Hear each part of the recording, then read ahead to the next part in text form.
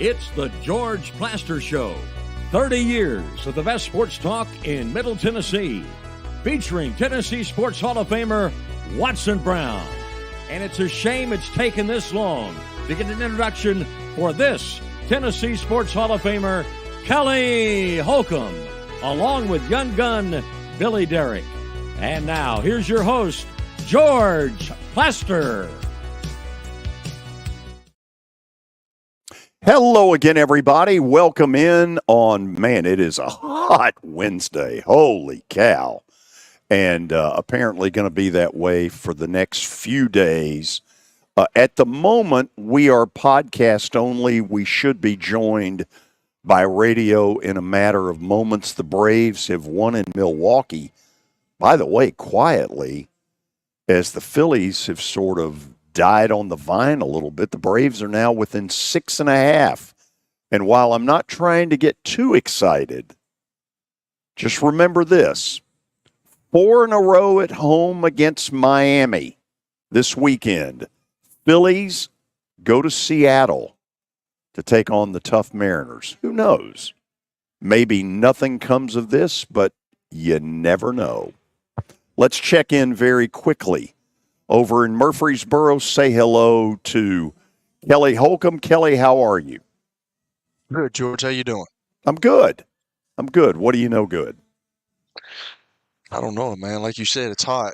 Got a little cold front coming through Friday. Going to back it off a little bit, but not much. Not a lot. I don't look for snow flurries. No golf today, Kelly? No, I had my golf session yesterday, and it was the worst I played in a year. Not good. Wow. Couldn't hit it at all. Terrible. It was still better than me. Oh yeah, I'll beat you by 30 strokes. Okay, well, thanks. That's nice. Let's check in with Terry McCormick, his daily Titans update. A good feature on this show. Terry, how are you? Doing good, George. My Yankees just swept the Phillies for you. I know it. Quietly, the Braves are now within 6.5 of first. Wow. Don't know where that's going, but I know that we've got 4 in a row against the Marlins. Phillies go to Seattle. We need to make up some ground, like big ground. Yeah, I'm just happy that the Yankees are actually playing decent baseball again. Jazz Chisholm has been quite the addition. Yep, it's gotten DJ LeMahieu's attention. He had 6 RBIs today. Yes, he did. So let's get to the business at hand. What fights did we have at training camp today? No fights today, just an apology from Jeffrey Simmons for what transpired yesterday between him and Buck Rising. So Jeff took to the microphone today to talk to us, and he apologized, said that it was out of character, that he understood that media people have a job to do and hopes to put it behind him and move forward, and that he and Buck have reached an understanding on it. So I guess it's back to football.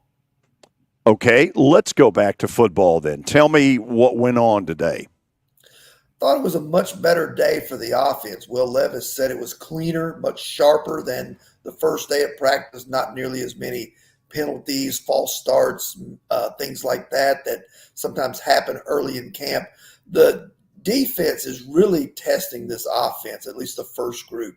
I think the depth concerns that they have in the second and third groups kind of show up there when you don't see near the pass rush in those sessions as you do when the first team defense is out there working against Levis in the first group. But I think that also can be a good thing, because if he's having to see all this stuff now, and if the offensive line is having to combat this type of pressure and these blitzes and whatnot, then it can only help when they start playing for real, because it's something they will have seen rather than being eased into it and then getting a rude awakening once the games start.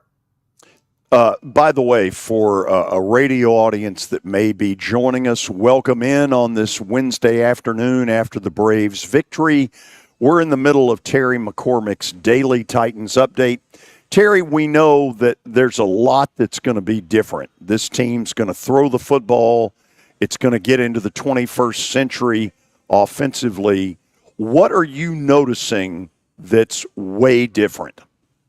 Well, I think they're, as you said, much more reliant on the pass. And 3 wide set is becoming their base package that they're going to use. They're going to try to keep Calvin Ridley, DeAndre Hopkins, and Tyler Boyd out there on the field as much as they can, and then rotate other receivers in and use more of that 3 wide concept. I think this offense is going to make them less predictable because they're going to have a balance of Tony Pollard and Tajay Spears in the backfield to choose from. And I think that, a lot of times some of the problem that they had with this offense was while Derrick Henry, as good as he was, his presence in the backfield the vast majority of the time tipped off that they were going to have a running play. By contrast, Tajay Spears' presence in the backfield last year kind of tipped off that it was going to be a passing play. So I think you're going to see a lot more balance from this offense in terms of it not being predictable because you've got more of a passing attack with 3 wide out, and you've got 2 running backs who not only are capable runners, but they're also capable receivers themselves. Terry, last thing for you. When I did Vanderbilt football, I can remember what an enormous change it was to go from Jerry DiNardo's eye bone to whatever Rod Dalhauer was trying to run. The eye bone. I don't know what it. That's what DiNardo's offense was the eye bone, and with only spring practice to try to adjust, it turned into a round peg in a square hole. Does that go away on the pro level because they have so many different camps before they ever get into training camp? It does to a certain extent, but I think that, George, a lot of the new personnel that you've seen come in, now I'm not talking about coaches here, but I'm talking about players, bringing in guys like Calvin Ridley and Tony Pollard. I think that signals the changes that are being made here, because in order to make this type of switch, you got to have people who can fit into that. And I think that, what they're doing is trying to develop Will Levis and surround him with as many friendly pieces as they can, so to speak, in order to make his job easier and allow him to fully take advantage of his own skill set. Keep up the good work. Appreciate it as always. Keep DJ LeMahieu hitting. If you can get him hitting, y'all are going to be a force. I hope so. I'm a DJ LeMahieu fan. He's one of your few people that I have any use for. Wow. See ya. He was once a high school teammate of former Predator Craig Smith. Wow. Yeah, how about that? LeMahieu's a big dude, by the way. Yes, he is, and is a 2-time batting champion, hitting around 180. And, boy, this has been the big mystery up there is how do you get him going? Today they got him going. By the way, do you have an update of any I do. use, any meat on the bone? I'm going to get it going here. It's brought to you really? Yeah. It's brought to you by Lori Burnett Leland. Wow. Log on to mortgageladyusa.com or call 615-969-4350. Seemed a little cocky there, didn't he, Kelly? That's what I mean. He's confident today. We'll see. Yeah, let's see. Hadn't been that way in a while. We'll see. There, big guy. Yeah. All right. Let's relax a little bit. The Paris Olympics going on. U.S., I wouldn't say routed South Sudan, but handled them double digits. Toyed with. So U.S. leads. We're going to talk about that in the 5 o'clock hour. I'm going to bring some interesting thoughts to the table to get people to react to. Well, stay tuned for that. Yes. The U.S. leads with 30 medals, 5 gold medals. France in second with 26. Have y'all been watching it anymore? I mean, I watched a little bit more today and last night. Rewatched the Simone Biles and the Olympic gymnastics team. That was pretty impressive. I mean, Kelly? I think she's up there with one of the greatest athletes ever. Did you watch? Good. I told y'all yesterday, man. No. I watched baseball. Did you watch Jackson Holliday today? I happened to see it live. The ball he hit is still traveling. Gets called back up after hitting. I don't even know what he was hitting. 2 for 50. It wasn't good. He hit a grand slam in his first at bat back, towering grand slam in the 5th inning. They went crazy. 439 feet. Right down the line at Camden Yards, down the right field line, it appeared to go out of the stadium. I mean, literally. And all the Orioles that could be a little bit extra juice for them as well coming down the stretch. Yeah. Some news yesterday. We talked about Jack Flaherty landing with where did he land, George? The Dodgers. The Dodgers. That's right. But the Yankees wanted him. Is what I read today. Brian Cashman was after pitchers, but they didn't ultimately land Jack Flaherty. They did get Jazz Chisholm, as Terry said, but there was some competition for Jack Flaherty, as you said, who's one of the better arms available. Screw the Yankees. What are we supposed to do? Anytime they want somebody, just, here, because you asked for him, you got him. Why does it seem like they get everybody, basically? Because they got a lot of money. They got money, Billy. It's money, man. Money. That was a bad question. That was bad. All right, here's an interesting story. The NFL is going to test Hawkeye for the line to gain in some preseason games. They are moving closer to replacing the chain gang with new technology to measure the line to gain. NFL executive Gary Brantley told the AP that they'll test this comes from Sony's Hawkeye technology during some preseason games. And this is well past due. I mean, why do we still have a chain gang? It does kind of seem that way a little bit. We're in 2024. We're still using a chain gang. Yeah. Well, I mean, but, if it's not broke, don't fix it. I mean, what are we doing here? Like, what is this Hawkeye thing? Describe it to me there, Billy. Well, I mean, there's technology now that I understand you that, can but how use. does the team know? How does the team know the line to get, the line to gain? How does he know? How do we know that? That's a good question. I didn't go that deep into it, but basically, let's see. They're still in the installation phase for all of our stadiums, really getting them calibrated and up to date, said Brantley. We're just really getting to a place where this system is as accurate as possible and really calibrating across our multiple stadiums. So I don't understand how that's going to be implemented. Like, are we going to have like a little? It's not specified which preseason games they'll test it for. I'm sure we'll find out how they do this in the preseason games. I'm sure we will. Kelly wants the chain gang. I can see a little of it. I mean, because those players need to know what line do they have to gain to get a first down. Right. And it does seem that you could do a little bit of both, maybe. But move on. Tell me you have more. Well, I've got I don't have more, but we are up against the break. Kelly. And we actually lost Kelly. I'm not sure why. Really? Yeah. That's too bad because he was about to rip you. He was. I think the update was okay. It was okay. It didn't have a lot of meat on the bone. I was scouring today. I didn't see not a lot of meat. Headline-worthy material. Okay. Let's go to the break then. We'll get Kelly back here in just a moment. We're going to talk some Ole Miss football with Michael Barkley. Michael works. Borkey. Thank you. Borkey. I wrote Barkley. Okay. Michael No relation to Charles. No. Okay. And he works for whom? Sports Talk Mississippi. Beautiful. Good conversation. Okay. We'll have him come up after the break. You're listening to the George Plaster Show on 95.9 FM. It was the most horrible experience that any mother could ever go through. I knew that I needed to get help. My friend, she immediately said, "You need to call Bart Durham." And you guys were there within an hour. You guys are like family for us. Yeah, sure is nice to connect with the people that you're doing your best to help. Year number 2 of the Plaster and Friends Celebrity Bowling Night was awesome. And the reason is really simple. I chose Strike and Spare, and they were amazing. They have great food, great bowling, and a staff that is truly ready to go the extra mile to help you.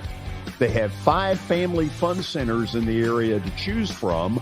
And for more info, go to strikeandspare.com or call them at 615-824-5688.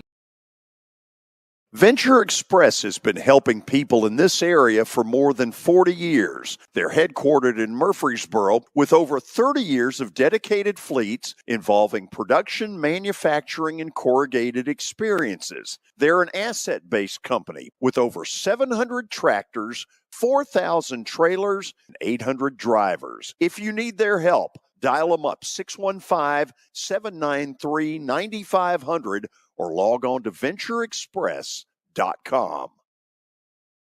As the trusted premier custom home builder in Middle Tennessee, Donnelly Timmons has over 20 years of experience in the industry. Whether you're looking to build your dream home or renovate your current home, their team will ensure that every client and every remodel is unique, luxurious, and completed on time within budget. Founders Dustin Timmons and Joey Donnelly have over 25 years of construction experience in the Nashville area. Together, they have completed projects in Forest Hills, Oak Hill, Green Hills, Franklin, and Brentwood. Dustin and Joey believe that communication is the most important aspect of all construction projects. Therefore, they personally manage each project themselves and are involved in job site activities on a daily basis. Their commitment to quality and integrity has earned them an outstanding reputation among their clients. Contact them to set an appointment for a free consultation or to view some of their completed projects. Give them a call at 615-456-7983 or log on to DonnellyTimmons.com. On a daily basis. Their commitment to quality and integrity has earned them an outstanding reputation among their clients. Contact them to set an appointment for a free consultation or to view some of their completed projects. Give them a call at 615-456-7983 or log on to DonnellyTimmons.com.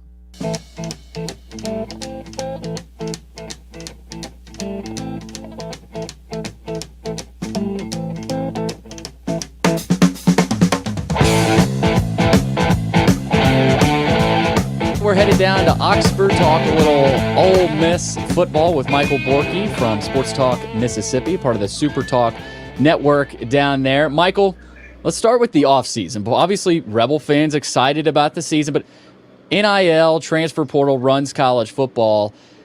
Were you surprised by the offseason they had in terms of player acquisition? And if so, why were you surprised? But also, I don't think many people were, because Ole Miss has been doing this, and they were almost ahead of the game before most other SEC schools and schools in the country. Yeah, not surprised at all. They have been, and Kiffin's always been good with the portal. Anyway, that's where he thrives. Really, is portal recruiting. The one knock on him in his time in Oxford. Well, there's 2 knocks really. How he handled the Auburn deal in 2022. And then high school recruiting left a little bit to be desired there. And I think, frankly, the portal worked so well for him for 2 reasons. One we'll get to in a second, but it's a lot more transactional. You don't have to spend years,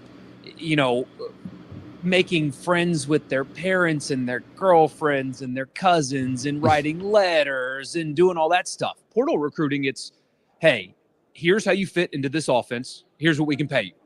It's transactional. And Kiffin, the tweets are funny and all that, but he really thrives on the transactional. This is what I'm going to do for you if you play for me, and this is how much that I can pay you, as opposed to all the other stuff that comes with high school recruiting. And so he has success there, and then they have the funds to pay these guys. That's the other side. But no, I'm not surprised at all. The number 1 portal class, depending on the service you look at, that might be somewhat surprising, but they are very well funded. They're organized. Kiffin and Pete Golding really do well with portal recruiting. And I mean, Ole Miss is an attractive place to play right now. It's a fun program. They're winning more than Ole Miss wins historically. So it's all encompassing, and they're doing a really good job. You mentioned the funding part of it, obviously, which is very important as well. Who are some of the key figures? I know this isn't secretive, right? We know who runs these collectives, but for certain schools, it's 3, 4, 5 people. For other schools, it's you got 15 or 20, and you've got big fan bases that contribute as well. So who are kind of the people that spearhead this collective and this effort, whether it's via social media, whatever, but it feels like Ole Miss has a lot of people in their camp. Well, the most visible is the Realtree people. Tyler and Bill Jordan are the most. I mean, Ole Miss wore Realtree fishing camo pattern helmets last year, and you'll see some more of that again this year. They're the most visible, but what is more impressive about Ole Miss is the volume of members the collective has. You hear interviews and stuff from other ones where they're like, I hope we can get to 1,000 members, or I hope we can get to 3,000 members. Ole Miss has over 8,000 members that are contributing to their NIL fund. So the fan base at large was bought in to the concept of paying players the second they were able to. Where you look around, I mean, even we cover Mississippi State as well. There was a reluctance, still is a reluctance from some Mississippi State fans to dive into this is how you have to win, pay the players. Ole Miss fans, for better or for worse, were completely united in this is what it takes to win. Okay, take my money. And the collective is organized. It's obviously well-funded, but the fan base, I rarely, if ever, hear Ole Miss fans bemoan the idea of players getting paid. They've been totally bought in on the concept, and because of that, they have a war chest, a lot of money that's not, promised or inflated. The proof is in what they're able to do. The proof is in the portal. The proof is in player retention. That is real, and they're able to do that because they're well funded. And I think mostly they're able to do that because the entire fan base is completely bought in on this is what it takes to win. And they're doing it. Feels like they're all bought in on Jackson Dart as well at quarterback. Offensively, one of the more experienced offenses in the country. Trey Harris is back. Caden Prescorn, experienced offensive line. What can we expect from the Rebel offense this year? There is one weakness or possible weakness. That's the amazing thing about this offense. It would be offensive line. But what's incredible about what they were able to do, so they lost one of last year's starters due to eligibility, just out of eligibility, going to go try to play pro ball. The other 4 starters are returning, but they added 4 presumed starters out of the transfer portal. I don't know how they were able to keep all those guys there, knowing that they've been starters and they won't be anymore. But they got Diego Pounds, who's going to start at left tackle from North Carolina. He was Drake May's blind side. They got 2 of Washington's starting offensive linemen, the offensive line that won the I forget what Joe Moore, isn't that what it is? The best offensive line in college football. And then a guy that started 34 games at Southern Miss on the interior as well. So they kept everybody and then added 4 on top of it. That was the only weakness because you're right, as you mentioned, Dart, this is his 4th year getting starts in college football, 3rd year at Ole Miss.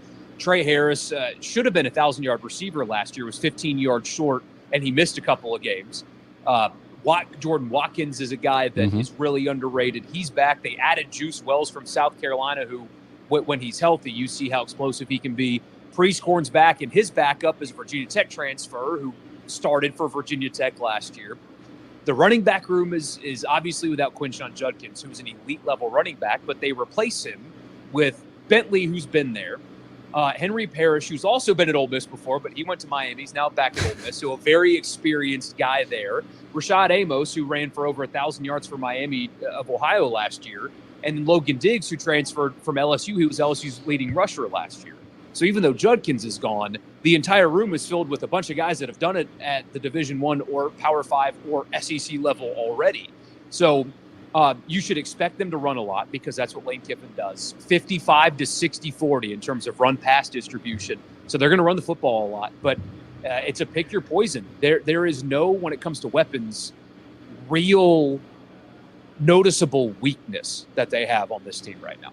You brought up Judkins, and I got to ask about the situation because inside, maybe you weren't surprised because you tracked it, right? We track these things all the time, and I'm sure there were people that weren't surprised in the moment by it. But he heads to Ohio State. How did that situation go down? Were you surprised when it happened? And why is Judkins no longer a Rebel and now playing for Ohio State?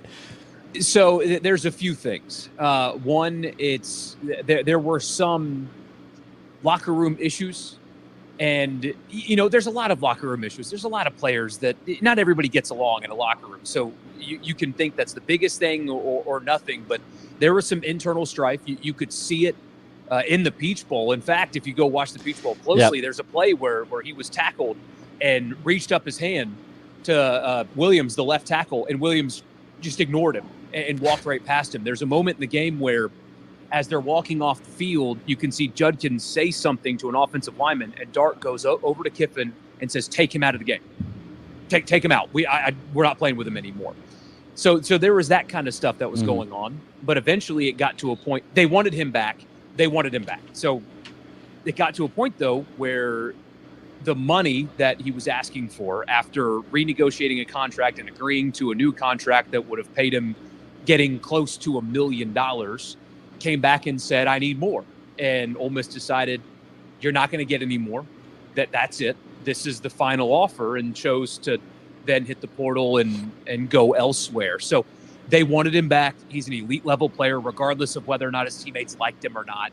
Great elite level player, but it became like a cost benefit analysis. Okay, you've got this great player, but there are some issues, and now it's becoming financially irresponsible to continue these negotiations. That's college football today. I mean, you see it in the NFL. Some teams let players walk because somebody will give them what they think they're worth, but for this team and this team's salary cap, it doesn't make sense. It's kind of like that.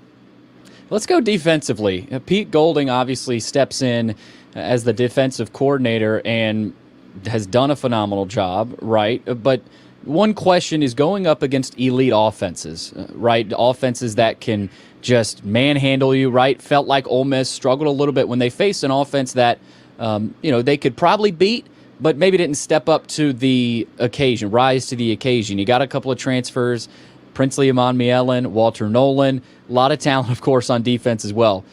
What does this defense have to do this season for Ole Miss to be in the playoff at the end of the year? They have to be better on the line of scrimmage. So I thought Pete did a really good job with the personnel that he had last year. Ole Miss they had a collection of solid on the defensive line last year, but that's all it was. They didn't have that guy where, as an offensive coordinator, you had to circle him and say, "We cannot let this guy." There was nobody that was feared on the Ole Miss defensive line last year. A lot of fine players, solid players, but nothing elite. They need Walter Nolan and Princely to be those guys that will take this group, which still is solid, to more than solid if they're going to win these games. I mean, look, without defense, they lose to Mississippi State. Without defense, they lose to Arkansas. Without defense, even the Vanderbilt game gets weird. The Tulane game without defense. They won games on defense last year. Even they only gave up 21 points to Alabama in Tuscaloosa last year. So there were a lot of really good things to like about what they did. But up front on the defensive line was the difference. You saw it in Athens, the monumental gap between what Georgia presented up front to what Ole Miss presented up front. And I remember during the game, people were like, well, Golding needs to mix up the scheme. He needs to call different plays. It's like, guys, are you not watching what is going on the field?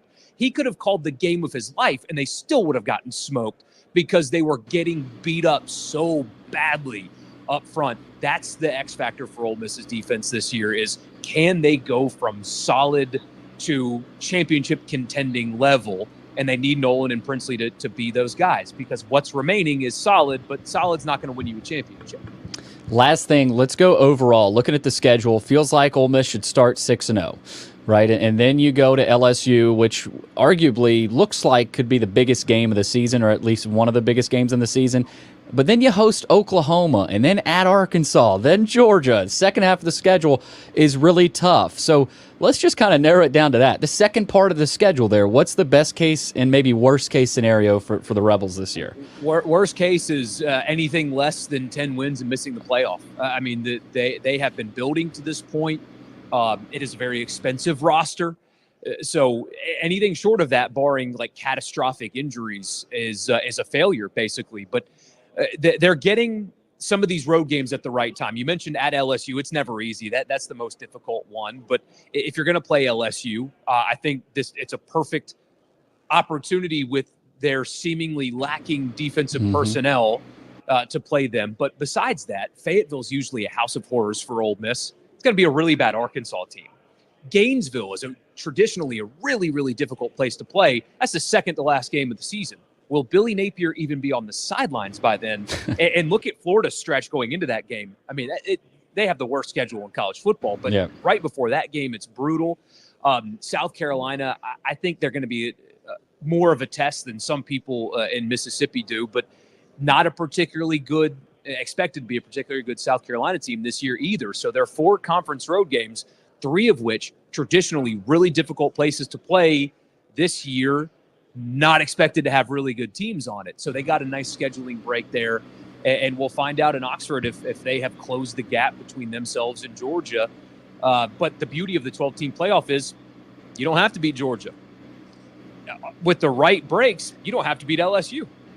Yeah. You just have to win 10, and you're making the playoff and meeting expectations. So it's going to be fun. It's going to be fun to see what Ole Miss can do this season. Expensive roster, no doubt. The fans obviously are going to be ready to roll. Furman, MTSU, and then a little trip to Wake Forest. So that is, obviously Rebel fans will probably travel well for that one. Yeah, when that game was scheduled, Wake Forest was a lot better than they are now. That game would have, I mean, like 3 years ago with Sam Hartman there, would have been really fun. A lot more intriguing than it is now. Yeah.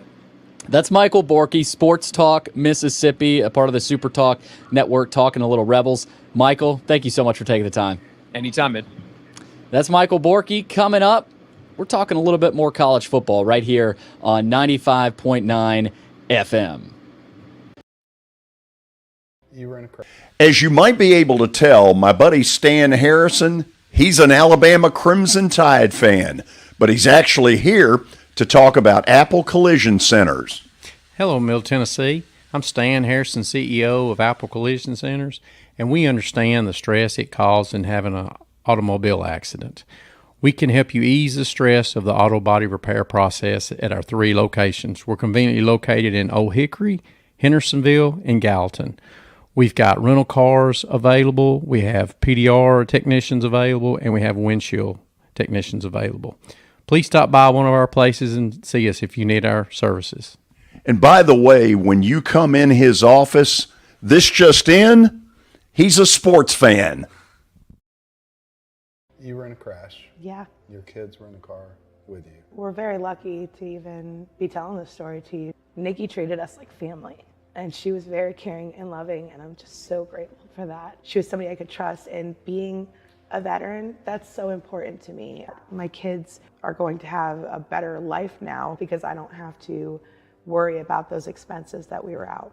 Your family has really created a legacy of trust, and I would recommend you to anyone. Nashville Sounds Baseball is back in Hit City for the 2024 season. Spend your nights and weekends at the ballpark with weekly giveaways, fireworks shows, throwback deals, live music, and more. Top talent will take the field at First Horizon Park against the AAA Minnesota Twins, Baltimore Orioles, Atlanta Braves, St. Louis Cardinals, Cincinnati Reds, and more. Tickets start at just $10 and are available now at NashvilleSounds.com. We will see you in Hit City. For over 35 years, Wilson Bank & Trust has been committed to providing customized banking solutions to help individuals, families, and businesses in Tennessee achieve their goals. As your full-service community bank, we are proud to offer loans with competitive rates, local decision-making, and fast, friendly service from our experienced lenders. No matter where you are on your financial journey, Wilson Bank & Trust is ready to help you take the next step. Visit your nearest Wilson Bank & Trust office or online at wilsonbank.com to get started today. Member FDIC, Equal Housing Lender. Over the years, more men have started to seek help for hormone deficiencies and imbalances, and Dr. Jeffrey Lodge and wife Daphne, along with their experienced staff, give men the treatment required to improve their quality of life, improve your immune system, energy level, cognitive function, and more. There's no better time to achieve a healthy lifestyle. What are you waiting for? Give Cool Springs MD a call today for an appointment at 615 486-3458, or visit the website coolspringsmd.com. If you're having plumbing issues, there's only one guy to call. That's Adam Whitehead. As a third-generation plumber, Adam was born and raised right here in Bellevue. Customers praise his professionalism, efficiency, and personability. Adam is known for his prompt response to emergencies and for providing high-quality repairs at reasonable prices. His expertise extends to various plumbing issues, including sink leaks, dishwasher installations, and outdoor water issues. Call him at 615-485-1534. That's 615-485-1534. Favorites running away to win by 3 to 4 touchdowns. Let them earn your business. Let the sportsbrokers.com show you how to win consistently. Call now and get today's underdog winner outright. 800-220-6262. Absolutely free. Kevin Todd is the nation's #1 sports handicapper. He's the professional the professionals turn to. It's yours absolutely free at 800-220-6262. That's 800-220-6262. Kevin Todd turns outcomes into incomes. Call now. 800-220-6262. We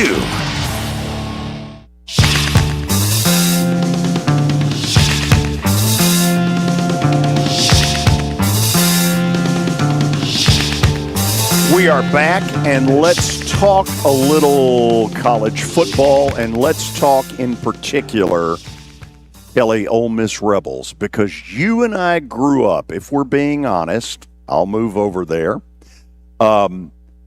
Kelly, you and I grew up in an era where Ole Miss's fan base absolutely yearned to be important, to be nationally prominent.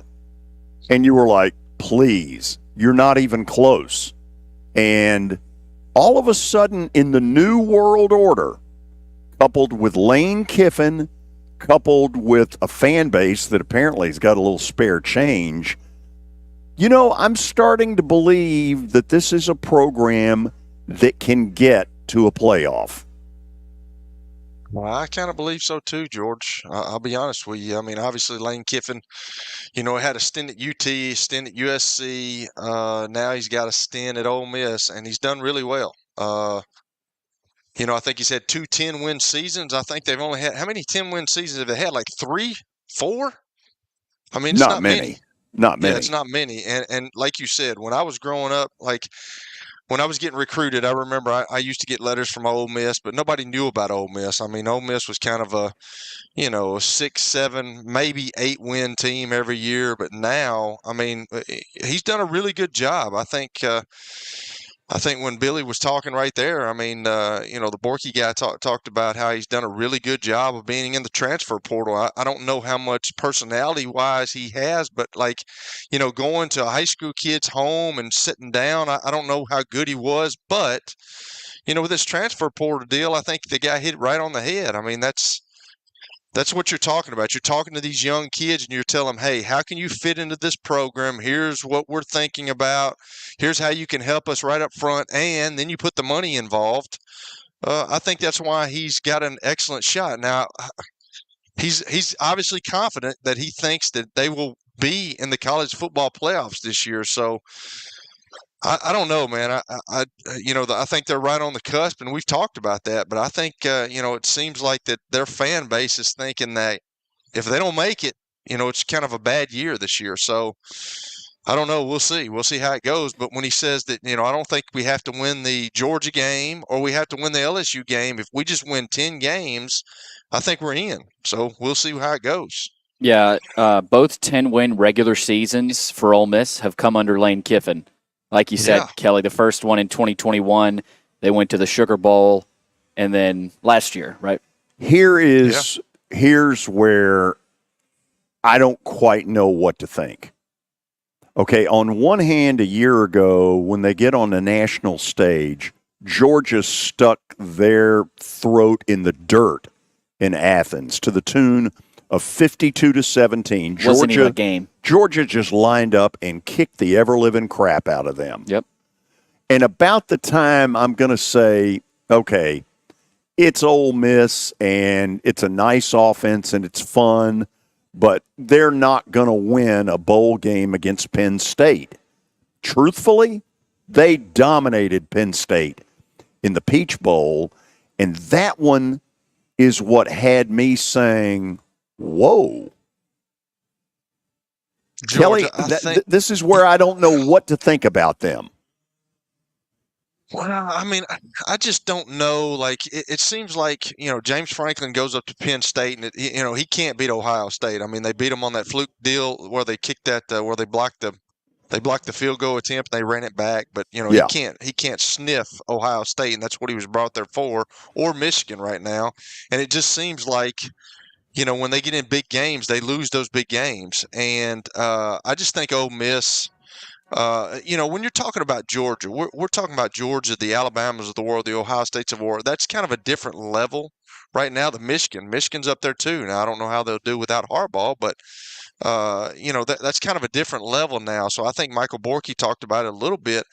Like, defensively, are they going to be able to stand up against the Georgias, against the Alabamas of the world, the big boys that just line up and play and can play smash mouth football against you?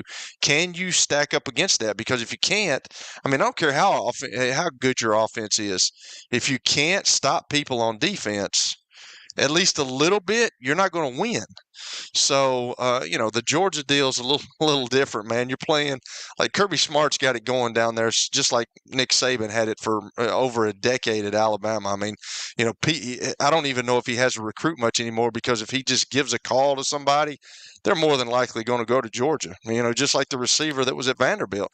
He ends up going to Georgia because he had a really good game against those guys. So playing Georgia right now in college football is a little different than most teams. Ooh, you think? So, I've been stuck on this whole – one of the things that's going to go on in the SEC is that most of the schools are going to go through a 3 or 4 week stretch that an NFL team wouldn't want to deal with. And Billy alluded to it in the interview with Michael Borkey. Mm-hmm. Listen to this. Starting October the 5th at South Carolina, then at LSU, then at home after an open date against Oklahoma, then a road game at Arkansas, a home game against Georgia. And that takes them from October the 5th through November the 9th. Now, this is where I disagree with a lot of people. A lot of people have given it this, you got to go 10-2. I don't buy that. I think an SEC team at 9-3 in the first 2 years of the playoff will get in. Could be right. You look at, well, you could be right. It just Billy. depends on so much. It just depends on so much else. Then. Sure, but it's That's strength correct. of schedule that nobody else can quite match. The SEC team with 3 losses is going to stack up against some Mountain West that's 11-1, and their tough road trip is going to Maui. Yeah. So, but what you're saying is that no matter what happens, 9-3 will get in and should get in. No, I'm saying that a 9-3 will get in at some point. Oh, okay, yeah. I'm not saying automatic, but what I'm saying is there will come and all hell will break loose when it happens. Yeah. A 9-3 SEC team that's got one of these 5-week ridiculous schedules is going to then get put up in front of a committee that's looking at the Mountain West going, really? We're supposed to compare this to going to Colorado State? Yeah, like 9-3 SEC against a 9-3 Big 12 is like, it's not going to happen. Like the 9-3 SEC team is going to get that every time, Billy. So, you look at that where you're talking about those teams. You look at LSU. I don't care if LSU is any good or not. That's hard to go down there, especially everybody's talked about it for 40 years about playing LSU at nighttime. They got Georgia. Why do I think that'll be a night game? And then Oklahoma. I mean, Oklahoma, even though it's at home, Oklahoma's still a tough deal. And we talked about it. Oklahoma beat Texas last year.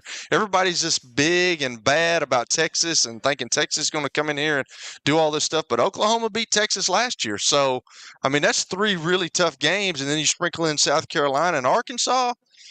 If you don't do good in those 3 power games, Arkansas can slip up on you. South Carolina, I don't know. I don't know how South Carolina is going to be because that's the first game of that of that significant 5 right there. So I don't know how that'll be, but that's a tough deal. I don't know. I think Ole Miss is really good. We've had people on here talk about how they think Ole Miss is, got a shot to do this. I like Jackson Dart. We rank the quarterbacks. I think he's a really good player. He's a tough kid. He's got a lot of college football experience, which is what Lane Kiffin wants, and that's going to help, down the stretch. So it's just there's a lot of intriguing things that are going to go on, and I'm interested. One of them is Ole Miss. Are they going to be that team in the SEC that makes it to the 12-team playoff? It feels like you're going to have 2 or 3 SEC teams that are going to be sitting right on that 9-3, border. What do we call it in basketball? The bubble. Yeah. And I think what's going to end up happening is some 9-3 resume is going to get thrown up against a Mountain West. I know I keep using them, but that's an easy target. That goes 11-1 but doesn't play anybody. And then what does the committee do? They say, strength of schedule is vitally important. Well, if it is, SEC might get a 9-3 in there. Yeah, I agree. Because 9 wins, obviously, like you said, in the SEC is totally different than Mountain West and maybe even Big 12, too. Y'all help me with this, because media people down there are not in love with Lane Kiffin. They think he's a pain in the ass to deal with. He doesn't really deal with them at all. It's very business, They don't get a lot of time one-on-one with him to really get to know anything. It appears that there is a totally different Lane Kiffin, that he turns a switch on in recruiting that appeals to the 17, 18, 20-year-old. What is it? What is that switch?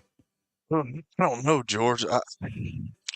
He's like a mad scientist, man. I think he's just I don't know how he is. I've heard things, but Michael Borkey talked about it. I don't know if he's great at going into the high school kid's house and, allowing his personality to show, but I think with the transfer portal, I think that's really huge for him. I don't know what it is, George. I couldn't tell you that. I just think in today's college football, being in the SEC is a plus for one, and then you're getting paid, and then if Ole Miss people, just like Michael Borkey talked about, if Ole Miss people are willing to shell it out, obviously they got some money laying around that's extra, and they can shell into the collective.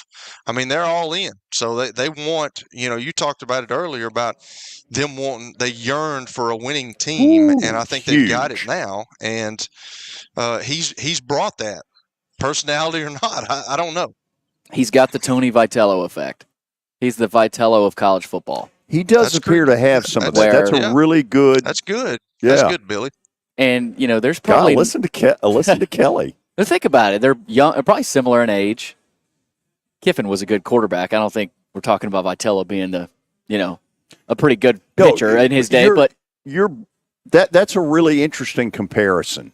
Players coach of the two. Yeah, you say players coach a lot, but it seems Kiffin, that way. Vitello, those are players coach. All I know is this: 10 years ago, Ole Miss was basically battling with Vandy.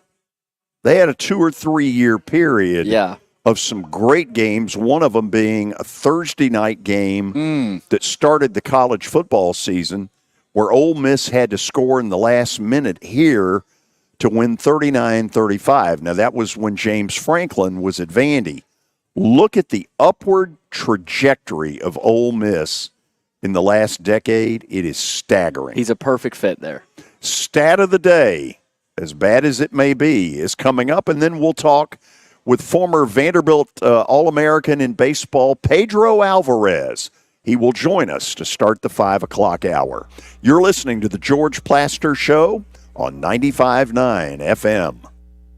Good afternoon. It's busy on the South Loop, the West Loop, as that traffic volume increases even more here the last few minutes on 65. Working your way down into the Brentwood, Franklin area. State Route 45 there in Madison and MacArthur. Still trying to mop up that accident that did have some injuries a little bit earlier. Hey, whether you need a new roof repair, or roof replacement, hey, Independent Roofing Specialists, these guys have got you covered. Check them out at irsroofs.com. I'm Commander Chuck with your on-time traffic. Dog parents are loving Dr. Marty's Nature's Blend Premium Dog Food. The way she acts and the way she moves, it's just so much better. And she's like a puppy again. It's unbelievable. Dr. Marty's Nature's Blend is a freeze-dried raw food made with 0 artificial preservatives, so it's naturally shelf-stable with no mess, freezer, or fridge required. Plus, it's full of premium turkey, beef, salmon, and meat your dog will love. We started with Nature's Blend. She's happy, she sleeps well, she's energetic. I am just delighted with this product. When given the choice, Nature's Blend and Amazon's #1 bestseller in dry dog food, 29 out of 30 dogs chose Nature's Blend first. I'm so confident your dog will love it. Your order is back with a 90-day guarantee. Save up to 54% off Nature's Blend and get a free bag of delicious beef liver treats. Go to drmartypets.com/healthy or text healthy to 511-511. Text healthy to 511-511. All pets are unique. Your pet's results can and will vary. Message and data rates may apply. Studies available upon request. Paid for by Dr. Marty's Pets. This is it. Shop the Lowe's Closeout event to get up to 70% off select major appliances for your home. Plus, get up to 60% off select patio furniture and accessories for your outdoor spaces. So hurry into your local store today because these deals are too good to last. Shop them now before they're gone because Lowe's knows savings. Lowe's knows home improvement. Valid through 8/7 while supplies last. Selection varies by location.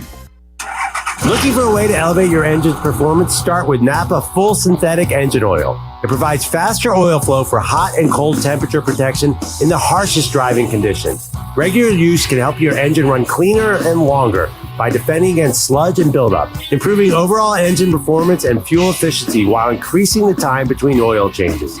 Make the switch without slowing down. Feed your ride Napa Full Synthetic Engine Oil. Available now at Napa locations nationwide. We're talking to Nick Casario. I'm not sure how much you're willing to divulge in terms of the trade for Stephon Diggs, but how did that deal go down? It wasn't something that we necessarily had on the radar. It wasn't necessarily something I think Buffalo was necessarily shopping. At some point, we felt there was an opportunity for us. I think if you look around the league, just teams are more open-minded. In the end, every team has to do what they feel is in their best interest. And in the end, we were able to work out an agreement with Steph and get him on the team. Jim Rome is here, weekdays 11 to 2 on Nashville Sports Radio, WNSR.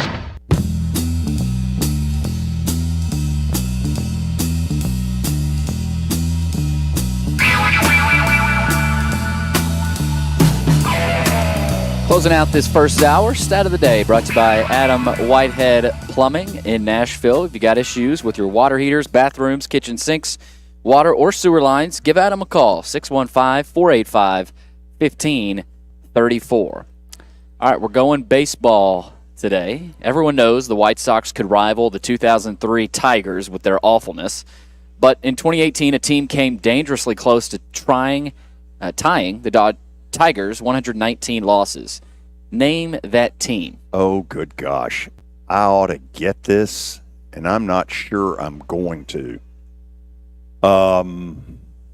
George? This is bad. Man, you get older, and all of a sudden you start forgetting stuff. I'm going to say the Kansas City Royals. I don't think that's it. And yet, You're right. And yet, I'm not bringing much to the table on this. Pedro, I see you out there, so maybe we'll force you to answer this when you come on in a couple of minutes. What the heck? Let's go Marlins. The Orioles. The Orioles. Oh, Wow. my God, that's right. Wow. Yeah. I think Pedro's laughing at us. He should be. Shame on me for not getting that. You know what, though? When you sit in this chair, it's different. It is different. And all of a sudden, the stuff that ought to come into your brain, like Bob Gibson had a 1.12 ERA in 1968, it goes completely south. There's some blockage. Blank, man. Blank. It's tough. Totally blank. Can't wait to talk with Pedro Alvarez to start the 5 o'clock hour. Great player from his Vanderbilt career under Tim Corbin. Had a nice run on the big league level, Pittsburgh Pirates being one of those teams. Looking forward to finding out what he's doing in Nashville, because within a month, you'll know more about it. So stay tuned. You're listening to The George Plaster Show on 95.9 FM.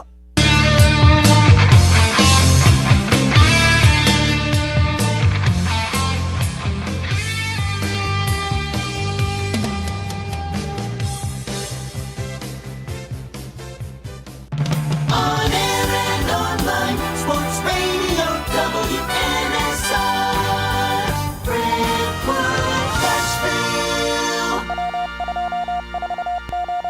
ABC News, I'm Michelle Franzen. United and Delta Airlines announcing they're suspending flights to Tel Aviv this week as concerns grow of a wider conflict following the killings of Hamas's top political leader in a strike in Iran, and a day earlier, the killing of a top Hezbollah commander in Lebanon. Extreme heat and whipping winds fueling nearly 100 large wildfires in western states, including California's massive park fire. And in Colorado, Governor Jared Polis says several fires are growing rapidly. Several of the fires in western Colorado were made at the county level, but Alexander Mountain and Stone Canyon have both transferred authority at midnight to become state fires. At the Paris Olympics, U.S. swimmer Katie Ledecky winning gold in the 1,500-meter freestyle. Ledecky has 12 Olympic medals in all and tied now with 3 other Olympians for the most medals ever by a female swimmer. And the Fed board holding off a little longer on an interest rate cut, but says if inflation cools further, we could have a lower interest rate sometime this year. This is ABC News. Is heating up, just like the deals at Omaha Steaks. From perfectly aged steaks to juicy burgers, Omaha Steaks is your summer grilling headquarters. Shop the hotter than fire sale at omahasteaks.com for exclusive unconditional money-back guaranteed packages starting at $99. Plus, get an extra $10 off with promo code QUALITY at checkout. Visit omahasteaks.com, code QUALITY for an extra $10 off. Shop the hotter than fire sale today before these deals go up in smoke. Omaha Steaks, America's original butcher. Offer not valid in all states or where prohibited by law. Loans are subject to lender approval. See website for details. Honey, the credit card bill came, and we're maxed out. Maxed out cards, rent is due. We just need some extra cash to help us get by. Maybe we should go to 27cash.com. With our bad credit? 27cash.com is one of the largest personal loan networks. They can help people with any type of credit get up to $5,000, and cash can hit our bank account as soon as tomorrow. When you need extra cash, go to 27cash.com. That's 27cash.com. 27cash.com. Cashback is not available on gas in New Jersey and Wisconsin. Susan, it's so great to finally be able to get together again. Oh, it sure is. And I really appreciate you picking up the bill. I'm happy to. I've got the extra cash. Since we've all been driving so much more again, I've been using Upside, the free app that pays you cash back for every gallon of gas you buy. Wait a minute. Are you saying you actually get paid cash when you buy gas with the Upside app? Yes, I get real cash back just for buying the gas I was going to buy anyway. But is it a hassle to use? No, it's super fast and easy, and I can cash out whenever I want. That's a total no-brainer. I'm downloading the free Upside app now. Download the free Upside app now to earn real cash back every time you buy gas. Use promo code LIFT for an extra 25 cents a gallon bonus on your first tank. That's promo code LIFT. You can cash out anytime right to your bank account, to PayPal, or an e-gift card for Amazon and other brands. Just download the free Upside app and use promo code LIFT for a 25 cents a gallon bonus on your first tank. That's code LIFT. WNSR, Nashville Sports Radio. From the Nashville Sports Radio Media Complex. Welcome back to the George Plaster Show. Call George now at 615-844-5600 and online at WNSR.com. And now, George Plaster. Featuring Tennessee Sports Hall of Famer Watson Brown, Tennessee Sports Hall of Famer Kelly Holcomb, along with Gun Billy Derrick. And now, here's your host, George Plaster.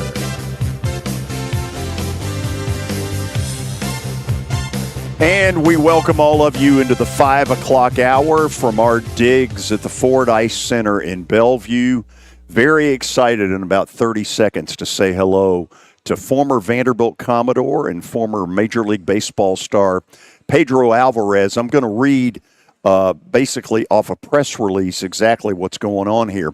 Major League Baseball today announcing that Nashville is one of 4 host cities selected for what is called the Home Run Derby X, which is said to be an exciting new baseball format built around power hitting and defensive hustle.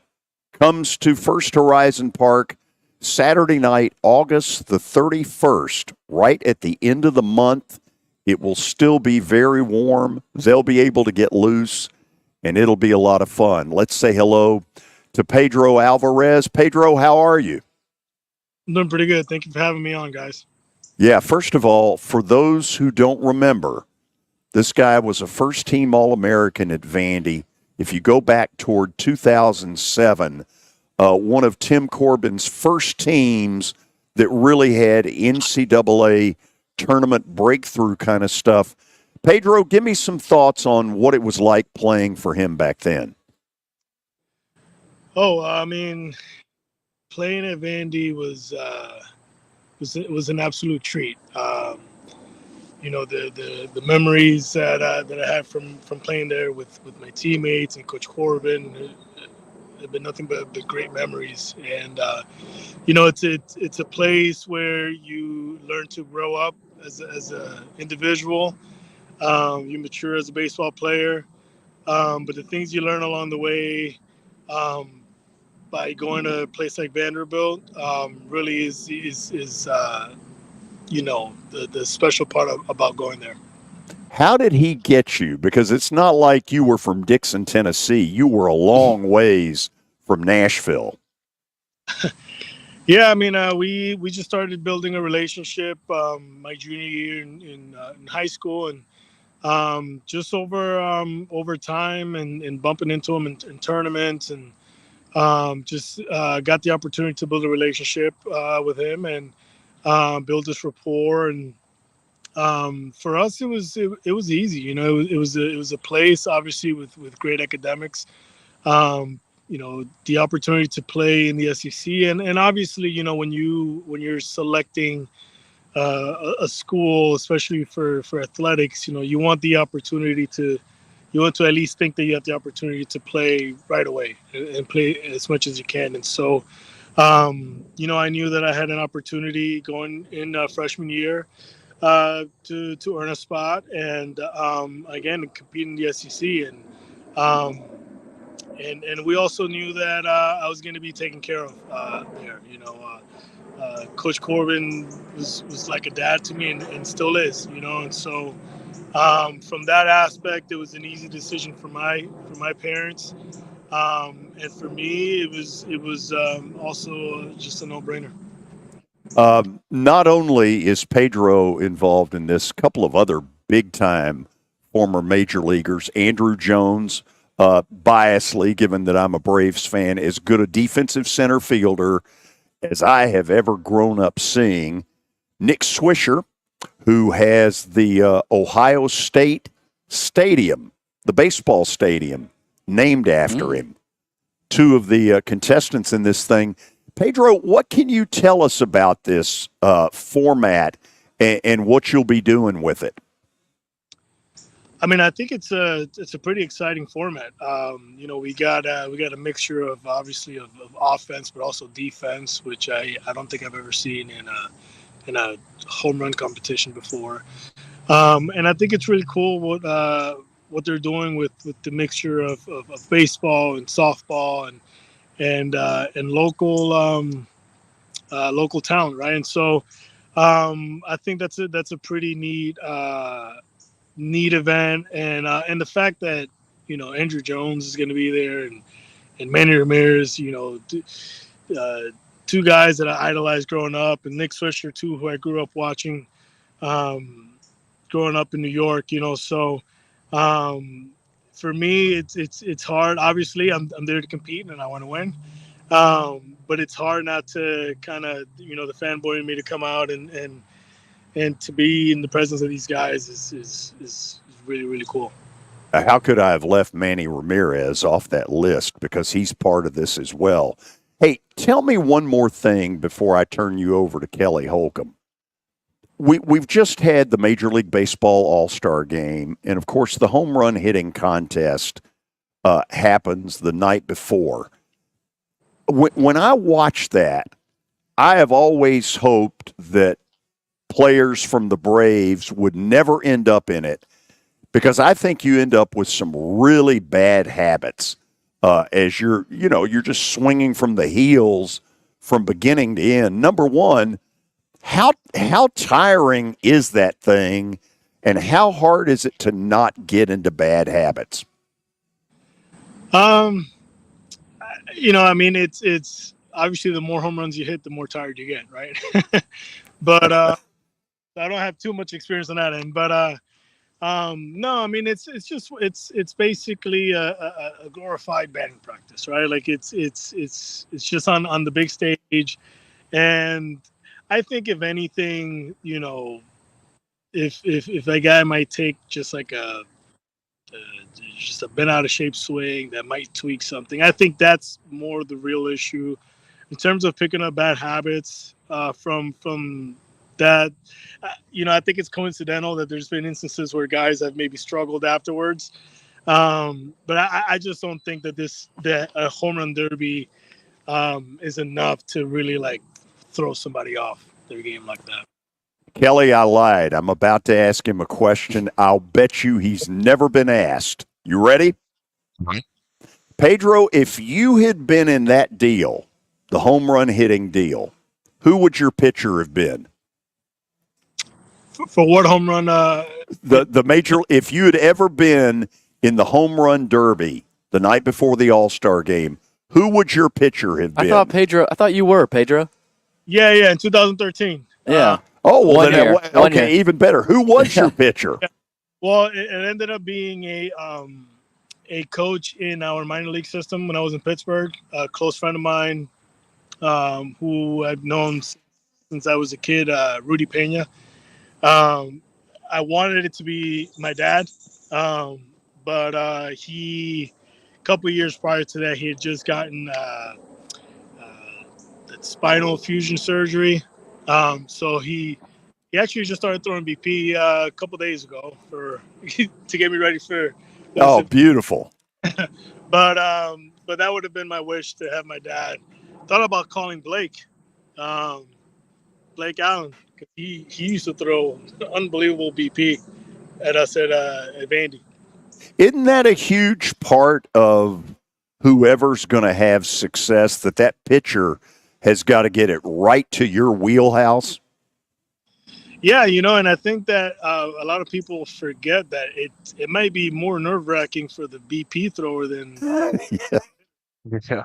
And I know I remember talking to my BP thrower that at the end, at least in the old format, when you had the gold ball for the last out, that the gold part it's like a little slippery. So, that's like a whole new ball you got to get used to on the fly, and so there's a lot going on in these events that people maybe don't realize. Kelly, he's all yours. Say hello to Pedro Alvarez. Pedro, how you doing, man? Yeah, man, how you doing? I'm good. So we're talking about pitcher. Is there a pitcher when you were playing that you didn't like going up against or gave you trouble? I think there's an extensive list of those. You don't ever tell them to anybody, but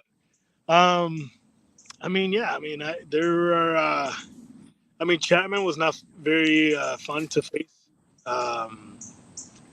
We had Chapman when he was first coming up, so there were some things he was figuring out with control and whatnot. So it was not the most comfortable at bat. He figured it out. Yeah. So you being a Pirate alum, what do you think about Paul Skeens? I mean, he's kind of come on the scene. They're talking about him being maybe the Cy Young winner for the National League. What's your thoughts on him, just watching him from a distance? I mean, it's impressive. It's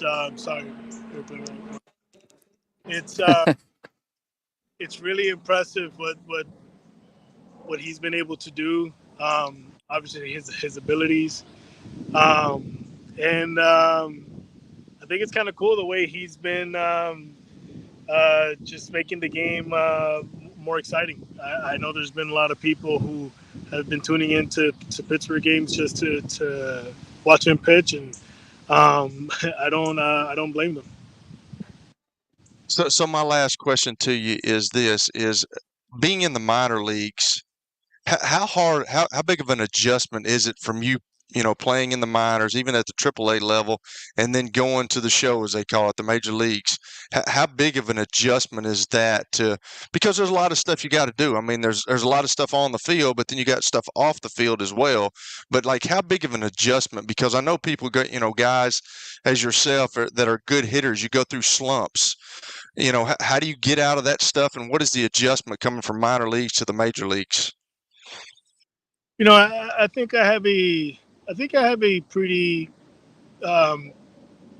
neat, kind of vantage point on that, and I think that obviously now I can say what I can say because I've been through it, and I can see where I maybe made some mistakes, but every level has its adjustment, and for the most part, it's how do you handle the everyday struggles of the daily fight of showing up every day and giving it your all when you don't have 100%, right? And that takes a lot more toll on you than you would actually think. From a skill level, as you go up, that circle, that cream of the crop, so to speak, that circle just gets smaller and smaller. So you're seeing the same guys; they're just getting more refined as time goes on and as you move up in levels. And it's a matter of making adjustments, being able to, the higher you go up in levels, and then obviously ultimately when you get to the big leagues, it's being able to make adjustments. And, not necessarily, you might be able to get away with day-to-day adjustments in AA.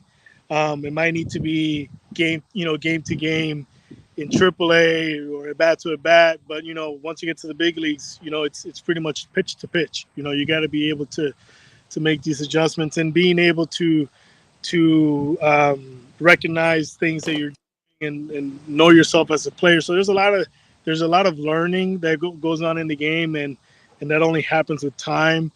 And so I would say that's the biggest thing, is that each level requires an ability to adjust on the fly quicker, and really stay true to being a student of the game. And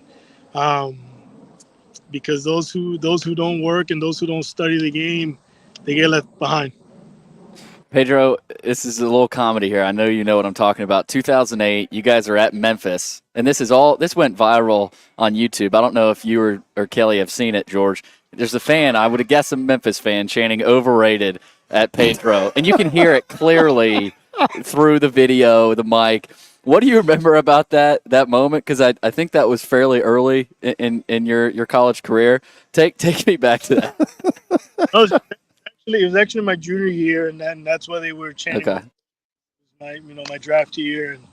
And the funny part was that was my second home run that game, and the first one was also off of a lefty, opposite field.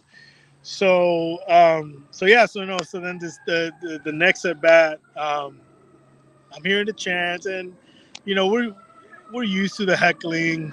I've never heard of. Sorry. Don't worry about it. You're coming through loud and clear. So no, but I just remember distinctly like hearing that "overrated" and thinking it was kind of like, okay, let's go, and it just so happens that I end up hitting probably one of the hardest balls I've Pedro, the funny part too is that one of my teammates, Steven Schwartz, who we actually played summer ball together growing up, he had just told me like the half inning before, I was like, hey man, like, what's up with you? You're losing your power. I haven't seen you hit one of your, that home run you hit to left was okay, but I haven't seen you hit a Pedro home run. And behold, so. Pedro, I got one more. I'm not sure how involved you are with the Vanderbilt baseball program still, how often you come back to Nashville, knowing former players under Corbin, a lot of them come back and have a place in the locker room. In today's day and age of college baseball, what I know, former big leaguer, but playing at Vanderbilt, is it a challenge for a school like Vanderbilt now because of NIL, the transfer portal, and maybe what, in your mind, could be some of the steps to maybe getting back to Omaha for this program? I mean, I think the NIL is a challenge for every school, not just Vanderbilt. I think that it's something that obviously they're trying to compensate these players, and I'm a big believer in you should get compensated for what you deserve, and especially these football players, who not saying that these other sports don't, but these football players just give so much to their programs, and so from that end, I think it's great, but I think there's still a lot of things that need to be kind of cleaned up with the whole process, and I think it's one of those things that happen in a space that force you to pivot, and it's the schools that figure out how to maneuver and how to utilize the NIL, because it's here, and again, I'm throwing that word adaptability around a lot, but the programs that learn to adapt to it will be the ones that continue to prosper, and but that's the truth of it, is that it's one of those things that it's gonna have to, the way you recruit, the way you go after players now has to be with NIL in mind. Hey, Pedro, before we let you go, I want to ask one other thing on the Pirates. And first of all, I love that stadium. I've been there twice. I think it's the most underrated, great stadium on the major league level. I love PNC. Beautiful skyline, the whole bit. So Skeens is getting all this pub, and rightfully so. But there is a five-tool superstar. O'Neal Cruz. Oh, my God. Pedro, can I be his agent? What can't he do? The kid is special. That Pittsburgh team, they have some really good players. They have obviously, they've always had the arms, but they've got a good group of some young players, and a healthy mix of some veterans. Obviously, McCutcheon is back, and so it's a good team. But O'Neal, man, he's something special. The way he hits that ball, like, so effortlessly, but to hit the ball that hard consistently, I mean, he's a special young talent. He absolutely rakes. Hey, first of all, thank you for taking the time to come on with us. Look forward to seeing you August 31st. Get the home run swing going, and we'll see you then. Yeah, I'm looking forward to it. Thank you guys for having me on. Pedro Alvarez, former Vanderbilt third baseman, All-American, back on one of Tim Corbin's earliest teams that started to really take off. He was a big get for them when they got him. That 08 team was the first great Tim Corbin team. I know they lost in that regional, but that's what got it all started. He was a huge part of that. By the way, if you haven't seen O'Neal Cruz. Did you see the one he hit a couple nights ago? Oh, my God. That thing's still going. Whew. We'll go to the break on that. I know we're a little bit late. When we come back, I'm going to give everybody a little food for thought about the United States men's basketball team that right now is trying to win the Olympic gold medal. We'll see what you think, because I'm going to throw some stuff out there, and then I'm going to want some of your opinions. Stick around. You're listening to The George Plaster Show on 95.9 FM. It was the most horrible experience that any mother could ever go through. I knew that I needed to get help. My friend, she immediately said, you need to call Bart Durham. And you guys were there within an hour. You guys are like family for us. Yeah, sure is nice to connect with the people that you're doing your best to help. Year number 2 of the Plaster and Friends Celebrity Bowling Night was awesome. And the reason is really simple. I chose Strike and Spare, and they were amazing. They have great food, great bowling, and a staff that is truly ready to go the extra mile to help you. They have 5 family fun centers in the area to choose from, and for more info, go to strikeandspare.com or call them at 615-824-5688. Venture Express has been helping people in this area for more than 40 years. They're headquartered in Murfreesboro with over 30 years of dedicated fleets involving production, manufacturing, and corrugated experiences. They're an asset-based company with over 700 tractors, 4,000 trailers, and 800 drivers. If you need their help, dial them up 615-793-9500 or log on to ventureexpress.com. As the trusted premier custom home builder in Middle Tennessee, Donnelly Timmons has over 20 years of experience in the industry. Whether you're looking to build your dream home or renovate your current home, their team will ensure that every client and every remodel is unique, luxurious, and completed on time within budget. Founders Dustin Timmons and Joey Donnelly have over 25 years of construction experience in the Nashville area. Together, they have completed projects in Forest Hills, Oak Hill, Green Hills, Franklin, and Brentwood. Dustin and Joey believe that communication is the most important aspect of all construction projects. Therefore, they personally manage each project themselves and are involved in job site activities on a daily basis. Their commitment to quality and integrity has earned them an outstanding reputation among their clients.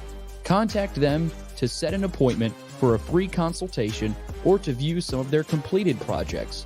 Give them a call at 615-456-7983 or log on to DonnellyTimmons.com. On a daily basis. Their commitment to quality and integrity has earned them an outstanding reputation among their clients. Contact them to set an appointment for a free consultation or to view some of their completed projects. Give them a call at 615-456-7983 or log on to DonnellyTimmons.com.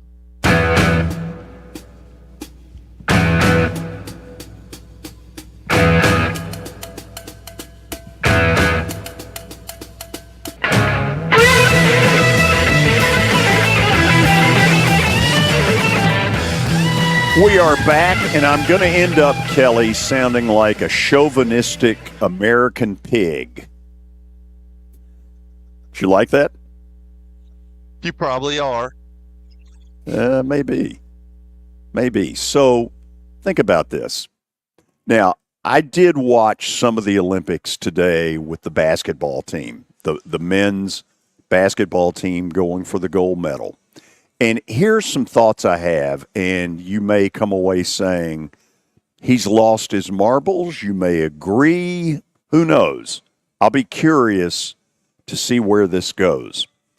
You hear this saying that has been out there for a while. The rest of the world has caught up to the United States.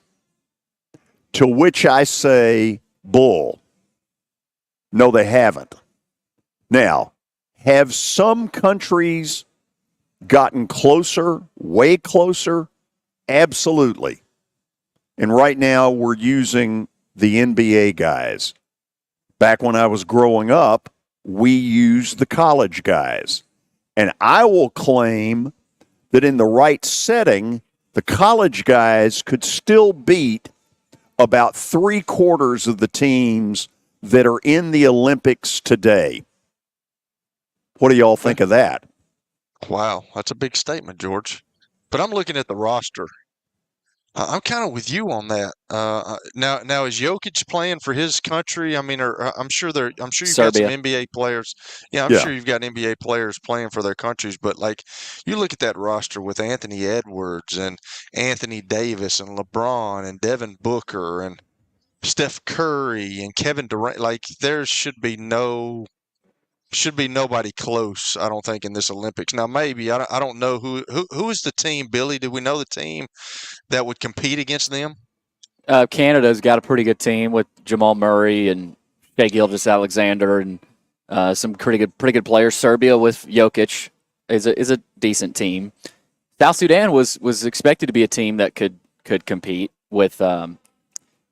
Stop there. Yeah, that's who the United States played today. Right.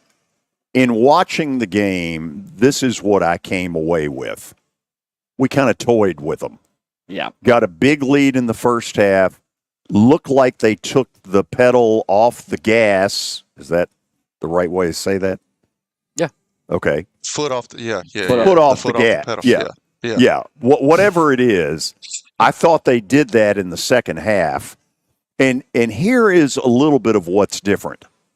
On the college level, for instance, when Bobby Knight coached in '84, the U.S. Olympic team that Michael Jordan was on, that C.M. Newton, when he was at Vandy, was an assistant coach, and I got to go to one of the games, one of the exhibition games they played against the Larry Bird All-Stars.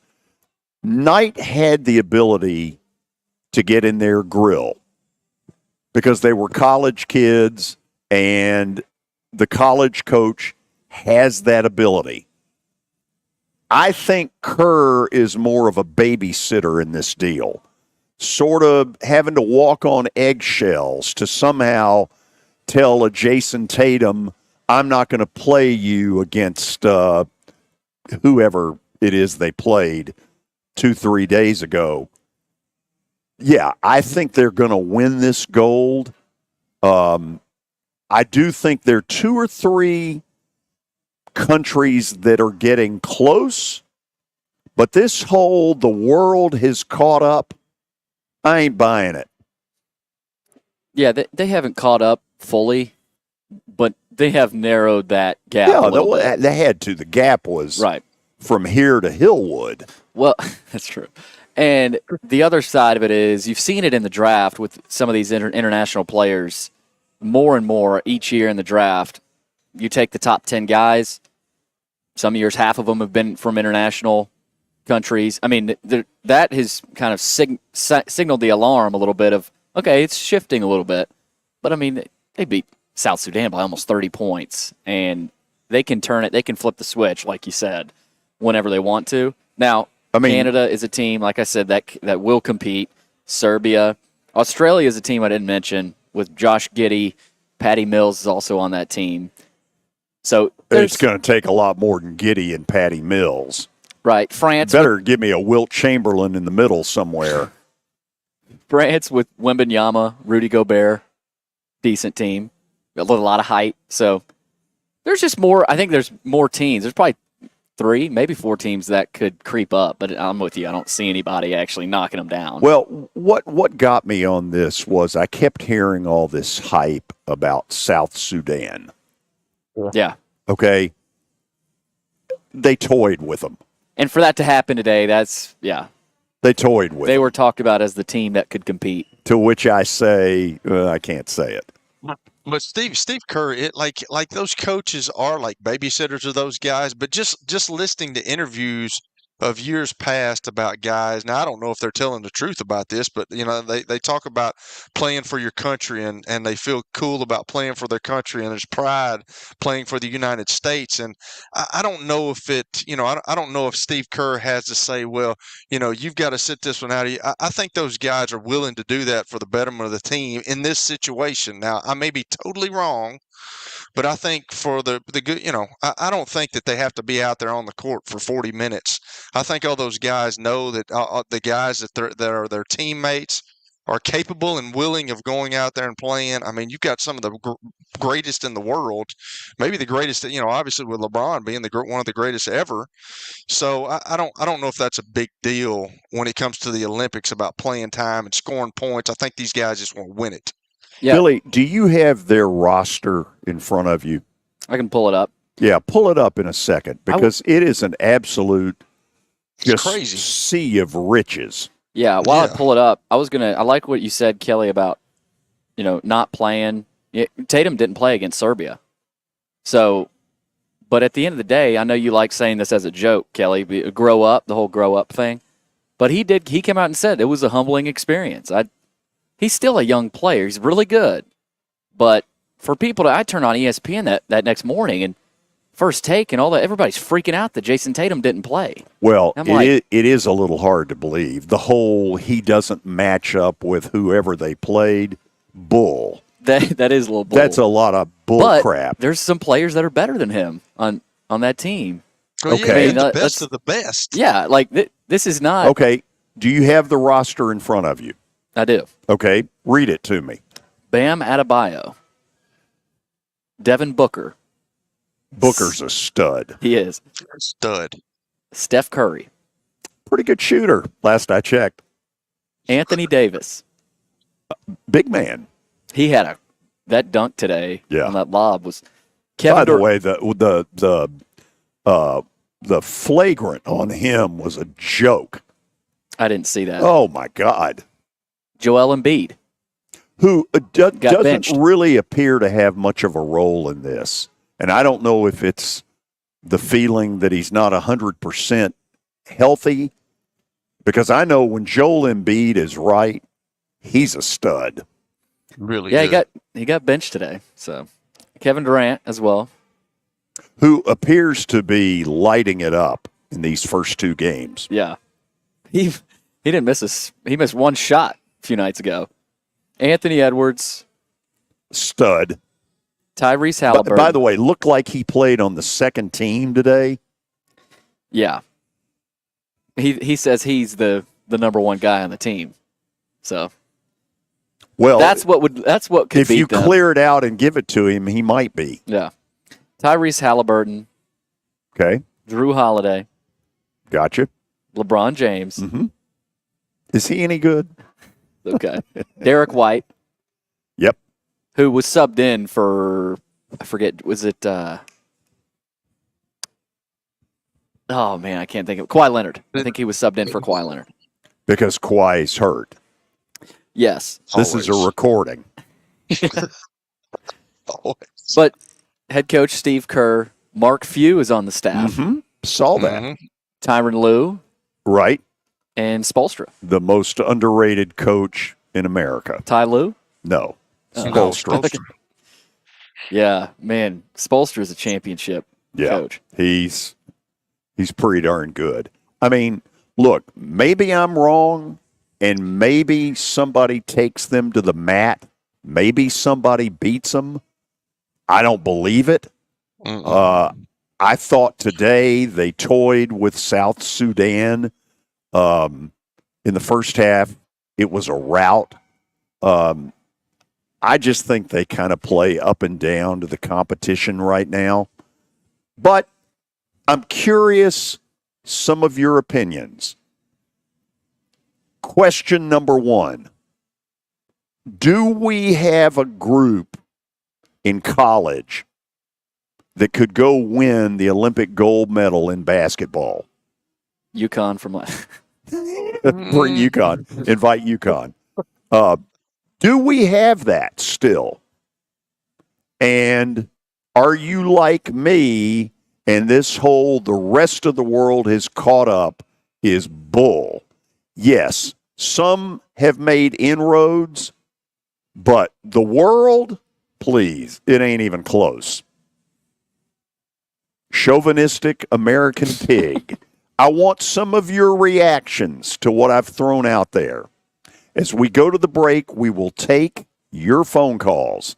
615-844-5600. I want you to jump in. Give me some strong opinions. 615-844-5600. We will take your phone calls next as you listen to the George Plaster Show on 95.9 FM. As you might be able to tell, my buddy Stan Harrison, he's an Alabama Crimson Tide fan, but he's actually here to talk about Apple Collision Centers. Hello, Middle Tennessee. I'm Stan Harrison, CEO of Apple Collision Centers, and we understand the stress it causes in having an automobile accident. We can help you ease the stress of the auto body repair process at our 3 locations. We're conveniently located in Old Hickory, Hendersonville, and Gallatin. We've got rental cars available, we have PDR technicians available, and we have windshield technicians available. Please stop by one of our places and see us if you need our services. And by the way, when you come in his office, this just in, he's a sports fan. You were in a crash. Yeah. Your kids were in the car with you. We're very lucky to even be telling this story to you. Nikki treated us like family, and she was very caring and loving, and I'm just so grateful for that. She was somebody I could trust, and being a veteran, that's so important to me. My kids are going to have a better life now because I don't have to worry about those expenses that we were out. Your family has really created a legacy of trust, and I would recommend you to anyone. Nashville Sounds Baseball is back in Hit City for the 2024 season. Spend your nights and weekends at the ballpark with weekly giveaways, fireworks shows, throwback deals, live music, and more. Top talent will take the field at First Horizon Park against the AAA Minnesota Twins, Baltimore Orioles, Atlanta Braves, St. Louis Cardinals, Cincinnati Reds, and more. Tickets start at just $10 and are available now at NashvilleSounds.com. We will see you in Hit City. You know, starting to save for your future doesn't have to be difficult. Let Wilson Bank and Trust help tone up your financial goals this year. Our certificates of deposits or CDs can help your money work harder with our competitive rates, earning you more than ever before. WBT checking options allow you to earn rewards you can really use, like a high interest rate or cash back on check card purchases when you meet some e-banking qualifications. Visit your closest Wilson Bank and Trust office or online at wilsonbank.com to get started today. Member FDIC. Over the years, more men have started to seek help for hormone deficiencies and imbalances, and Dr. Jeffrey Lodge and wife Daphne, along with their experienced staff, give men the treatment required to improve their quality of life, improve your immune system, energy level, cognitive function, and more. There's no better time to achieve a healthy lifestyle. What are you waiting for? Give Cool Springs MD a call today for an appointment at 615-486-3458 or visit the website coolspringsmd.com. If you're having plumbing issues, there's only one guy to call. That's Adam Whitehead. As a third-generation plumber, Adam was born and raised right here in Bellevue. Customers praise his professionalism, efficiency, and personability. Adam is known for his prompt response to emergencies and for providing high-quality repairs at reasonable prices. His expertise extends to various plumbing issues, including sink leaks, dishwasher installations, and outdoor water issues. Call him at 615-485-1534. That's 615-485-1534. Business. Let the sportsbrokers.com show you how to win consistently. Call now and get today's underdog winner outright. 800-220-6262. Absolutely free. Kevin Todd is the nation's #1 sports handicapper. He's the professional the professionals turn to. It's yours absolutely free at 800-220-6262. That's 800-220-6262. Kevin Todd turns outcomes into incomes. Call now. 800-220-6262.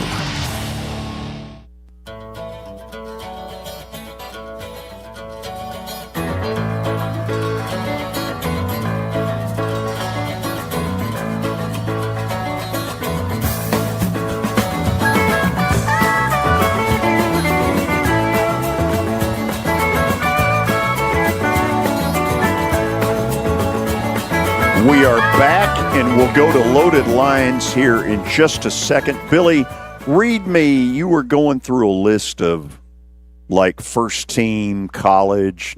Now it's been 4 months ago. Nobody can remember who even played in college. Give me, like, first and second team All-Americans. Tristan Newton from UConn, Jamal Shedd at Houston, R.J. Davis at North Carolina, Dalton Knecht from Tennessee, and Zach Edey from Purdue. That's first team. Yep. Give me a second team. Tyler Kolek from Marquette, Deron Holmes from Dayton, Mark Sears at Alabama, and Kyle Filipowski from Duke, as well as Hunter Dickinson from Kansas. It's pretty good top 10. That's not bad. Let's They would see have a shot. Let's see what people think. Dr. Detroit, you're the leadoff hitter. Go. Hey, George, how are you? I got caught in a trap. Am I supposed to do a survey or something? Yeah, that's what we were talking about. Oh, good God. I had no idea. Do you want me to call back, sir? Well, go ahead. Wherever you want to go, go. Oh, well, okay. Being deep Detroit everything, although Braves and Cardinals were my favorite National League team, and I saw Hank Aaron hit 2 out. My first game was in '73.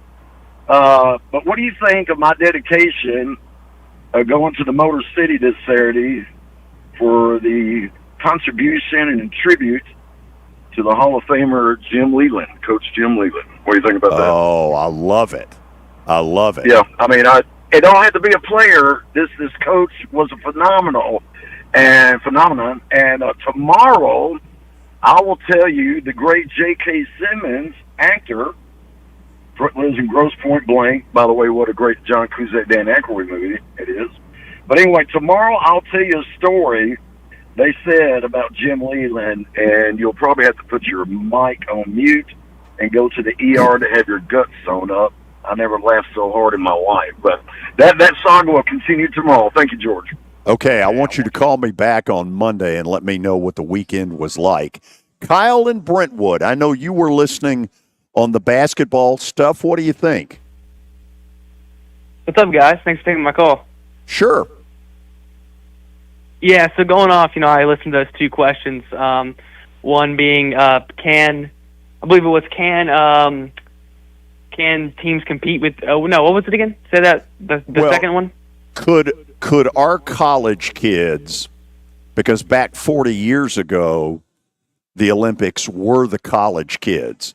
Could our best college kids still win a gold medal? I would say no. I feel like they could compete at an extremely high level, but I don't think they could beat France, in my opinion, with Victor Wembanyama and Rudy Gobert.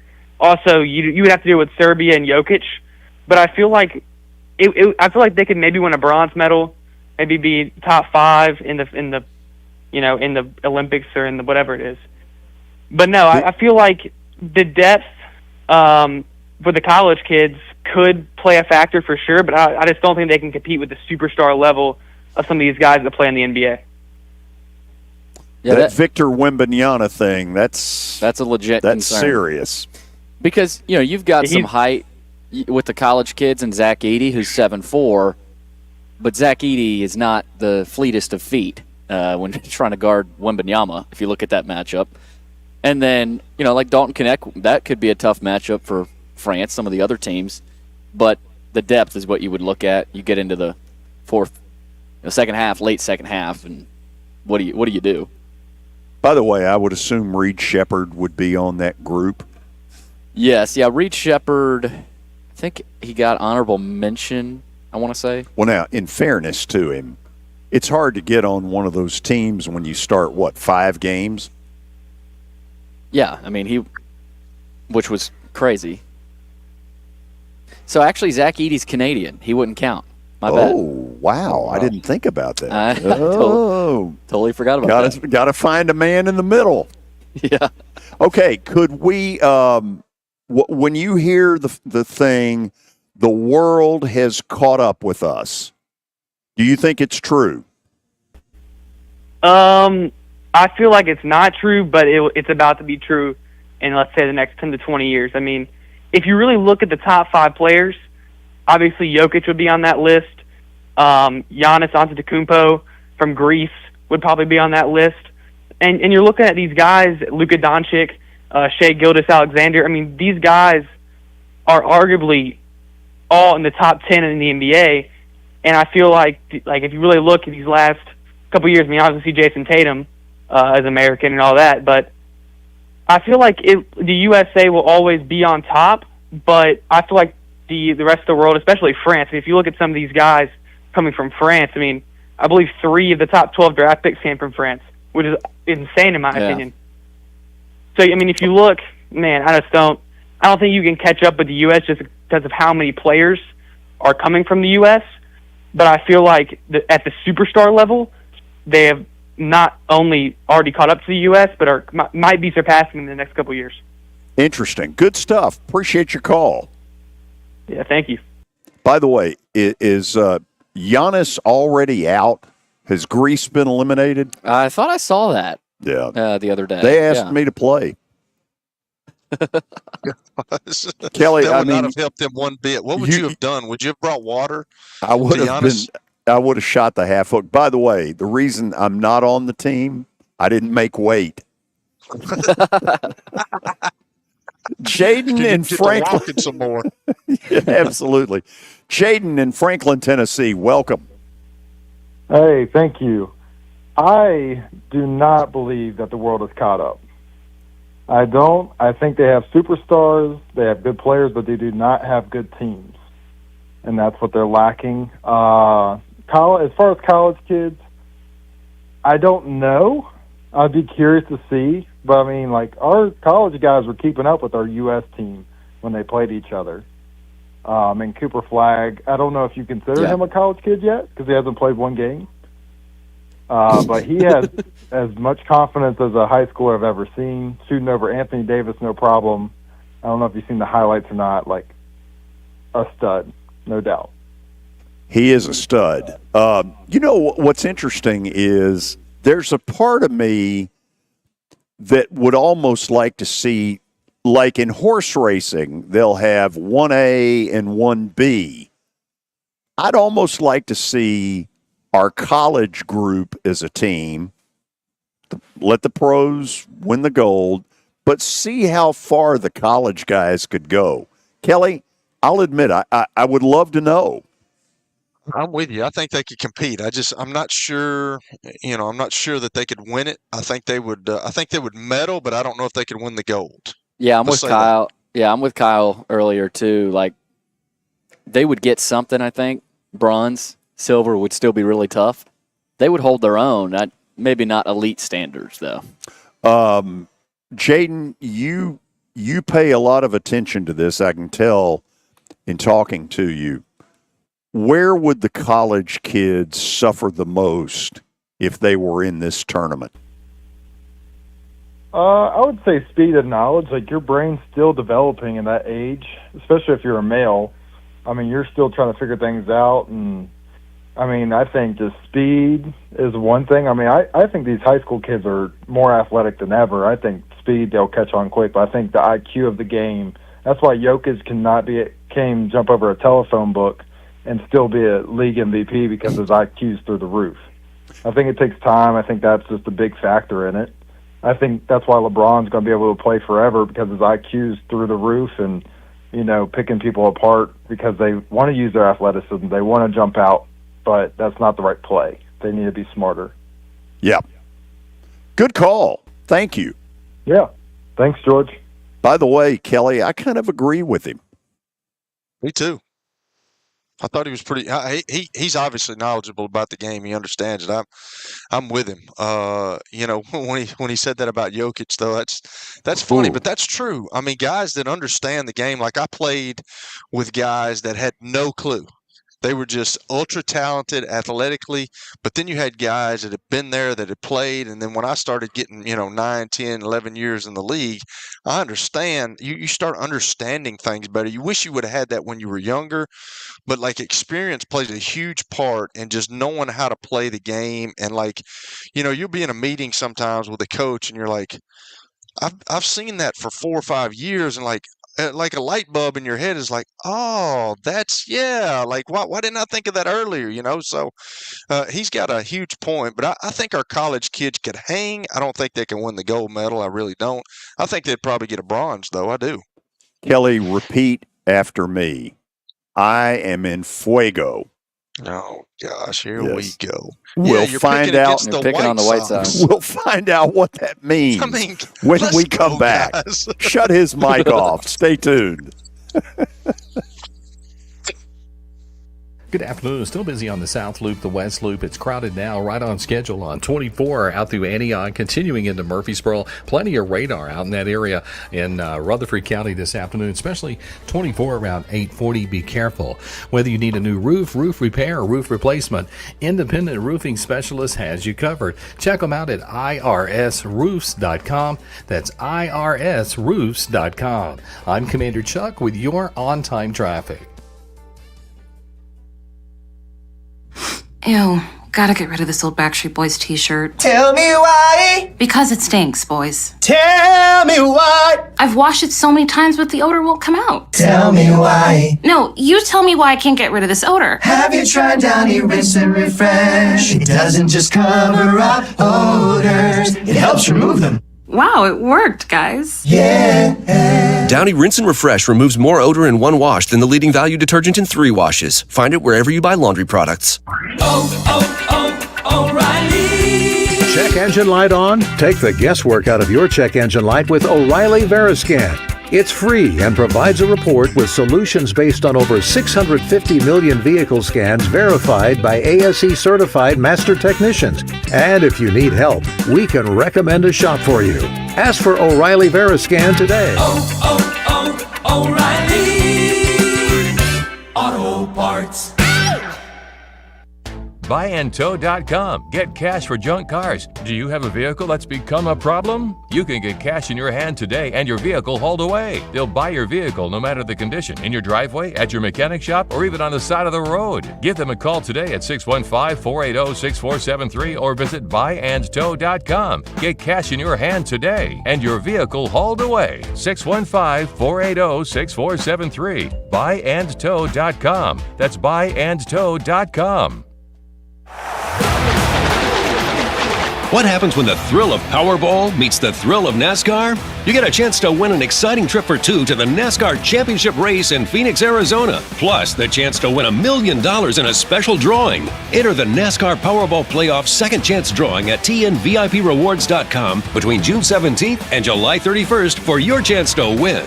The Tennessee Lottery. Game-changing fun. Please play responsibly. NASCAR is used with express permission. NASCAR LLC is not a sponsor of this promotion.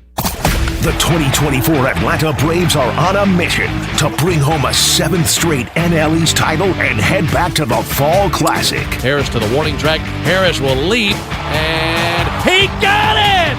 He caught the ball! You have got to be kidding me! Swung on, belted, deep right field, gone! Listen to the NL East defending champs, the Atlanta Braves, only on WNSR, Nashville Sports Radio.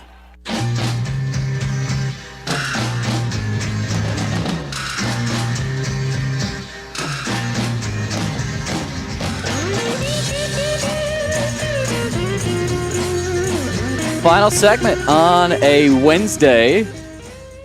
George can't go against the White Sox tonight.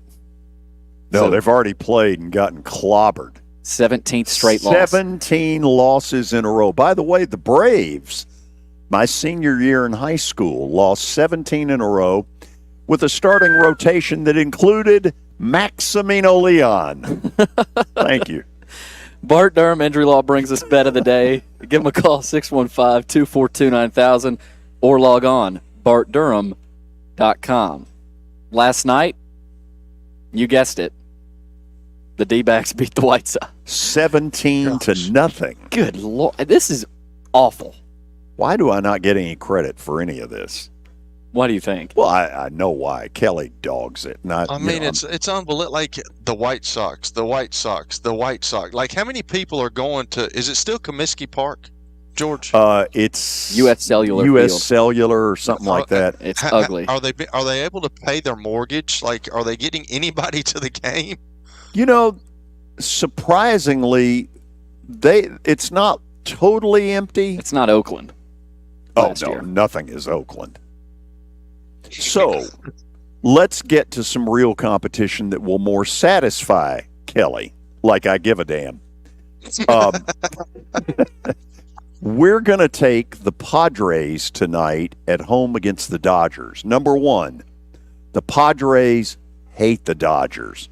The Padres feel like the bastard stepchild. And last night rallied from 5-0 down to beat Los Angeles. Little momentum going in and a pretty decent pitching matchup. Clayton Kershaw, Dylan Cease. How about that? Yeah. Danny Evans will join us tomorrow. Until then, I'm on fire. Go with me. Way to go, White Sox guy. Hater.